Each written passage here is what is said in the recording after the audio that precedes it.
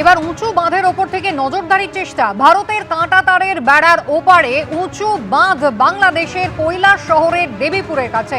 ভারত বাংলাদেশ সীমান্ত বরাবরই বাঁধ তৈরি হচ্ছে, আর বাঁধের ওপরে একেবারে পাকা রাস্তা তৈরির কাজও হয়ে গিয়েছে। পিচের রাস্তা তৈরি হয়েছে, কিন্তু বাঁধ নির্মাণ নিয়ে ভারতের সঙ্গে কোনো রকম আলোচনা করেনি পড়শি রাষ্ট্র। সরাসরি আপনাদের নিয়ে যাব, প্রসেনজিৎ সাহা আমাদের প্রতিনিধি রয়েছেন আমাদের সঙ্গে। প্রসেনজিৎ, কোনোভাবে কি দেখা সম্ভব ঠিক কিভাবে এখনো পর্যন্ত কি কি খবর পাওয়া যাচ্ছে? এই বাঁধ নির্মাণ হয়ে গেল, রাতারাতি তো হয়নি। একেবারে আমি জানি রাখি যে প্রেক্ষাপটটা গত কয়েকদিন আগে ত্রিপুরার বিধানসভা শীতকালীন অধিবেশন চলছিল এবং সেখানে কৈলাসহরের যিনি কংগ্রেস বিধায়ক বীরজিৎ সিনহা তিনি প্রথম উত্থাপন করেন বিষয়টি এবং দৃষ্টিতে নিয়ে যায় সবার। এবং সেই সময় তিনি জানান যে কৈলাসহর রাঙ্গাউটি গ্রাম পঞ্চায়েতের উল্টো দিকে, কাঁটাতারের উল্টো দিকে বাঁধ নির্মাণ করছে বাংলাদেশ, এবং যা কিনা কৈলাসহরের জন্য ভবিষ্যতের জন্য অনেকটা সমস্যার সৃষ্টি করতে পারে। সেটা কি কোনোভাবেই জানা রয়েছে কিনা সরকারের, সেই দৃষ্টি আকর্ষণ করেন। তারপরে পরিপ্রেক্ষিতে মুখ্যমন্ত্রী এই বিষয়টিকে বলেন যে এটা রাজ্য সরকারের নিয়ন্ত্রণাধীন নয়, সেটা কেন্দ্র সরকারের কাছে তিনি জানাবেন।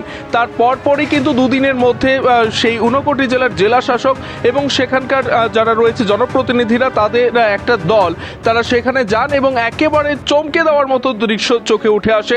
যেখানে জিরো পয়েন্ট রয়েছে, যেখানে আন্তর্জাতিক পিলার রয়েছে, সে পিলারের একেবারে গা ঘেঁষে কিন্তু তারা বাঁধ নির্মাণ করছে এবং অনেকটা উঁচুতে সে বাঁধ তারা নির্মাণ করে নিয়েছে। জানা যাচ্ছে 10 কিলোমিটারের উপর সে বাঁধ হবে। ইতিমধ্যে 3 কিলোমিটার বাঁধ তারা নির্মাণ করে নিয়েছেন।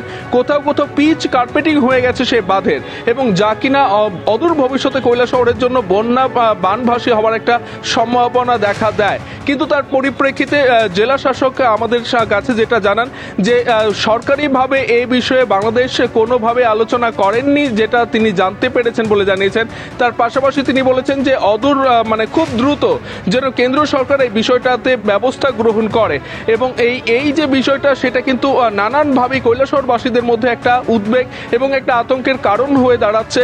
কেননা কয়েকদিন আগে আমরা দেখেছিলাম যে সেই কৈলাসহর অর্থাৎ ঊনকোটি জেলার সেই কৈলাসহরের অন্য একটি বিউপির অন্তর্গত বিএসএফ এর উপর কিন্তু বাংলাদেশিরা এসে হামলা হুজ্জতি করে এবং এমনকি প্রাণঘাতী হামলা করে। অস্ত্র যেটা থাকে বিএসএফ এর, সেটা পর্যন্ত ছিনিয়ে নিয়ে যাওয়ার চেষ্টা করে বাংলাদেশি পাচারকারীরা। ঠিক অপরদিকে একটি বাঁধ নির্মাণ করা হচ্ছে। এই বাঁধ কি কোনোভাবে ভারতকে চোখ রাঙানোর কোনোভাবেই কোনো একটা ইঙ্গিত কিনা, সে নিয়েও কিন্তু একটা বিস্তর আলোচনা শুরু হয়ে গেছে। কুসুমিতা, ধন্যবাদ প্রসেনজিৎ।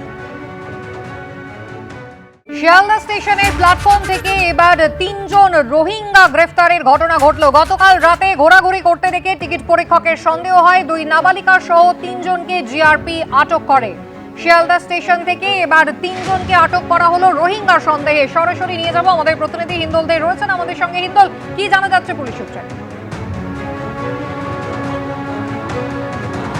একেবারে দেখো কুসুমিতা, গতকাল রাতের বেলা কিন্তু শিয়ালদা প্ল্যাটফর্মে 3 জনকে ঘোরাঘুরি করতে দেখে প্রথমত টিকিট পরীক্ষকদের সন্দেহ হয় 3 জন কারা, এবং তাদের যে গতি প্রকৃতি দেখে তাদের সন্দেহ হওয়ার পর তারা তৎক্ষণাৎ প্রথমে আরপিএফে খবর দেন এবং আরপিএফ থেকে খবর আসে শিয়ালদা জিআরপিতে।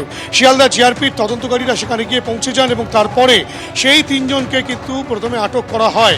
পুলিশ সূত্রে যেটা জানা যাচ্ছে যে সেই 3 জনের মধ্যে 2 জন নাবালিকা রয়েছে এবং একজন পুরুষ রয়েছেন, এবং এই 3 জনকে জিজ্ঞাসাবাদের পর যে সেই পুরুষ ব্যক্তি তিনি কিন্তু স্বীকার করেন তিনি মায়ানমার থেকে এসেছেন। তার কাছে বৈধ কোনো কাগজপত্র নেই, অর্থাৎ কিনা পাসপোর্ট নেই। তিনি মায়ানমারের একটি আইডি কার্ড দেখাচ্ছেন এবং তিনি বলছেন তিনি ভারতে প্রবেশ করেছেন, তার কাছে কোনো রকম কোনো বৈধ কাগজপত্র নেই, এবং তার সঙ্গে যে 2 নাবালিকা রয়েছে তাদেরও কোনো বৈধ কাগজপত্র ভারতে প্রবেশের ক্ষেত্রে নেই। অর্থাৎ তারা কী কারণে এসেছিলেন, কী উদ্দেশ্যে এসেছিলেন, সেই বিষয়টা এখনও পর্যন্ত স্পষ্ট নয়। যদিও প্রাথমিকভাবে জিজ্ঞাসাবাদে পুলিশ জানতে পেরেছে যে দিল্লিতে বেশ কয়েকজন রোহিঙ্গা রয়েছে, সেই রোহিঙ্গাদের কাছে যাওয়ার কথা ছিল এই 3 জনের।